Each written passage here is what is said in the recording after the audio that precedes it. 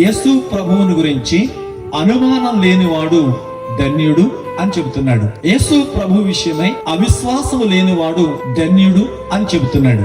అన్ని బాగుంటే ఆనందించేవాడు అన్యుడు, ప్రతికూలంగా ఉన్నా సంతోషించేవాడు ఆత్మీయుడు. అన్ని ప్రతికూలంగా ఉన్నా సంతోషించేవాడు ఆత్మీయుడు. ఈ రోజున మీరు ఎలా ఉన్నారు?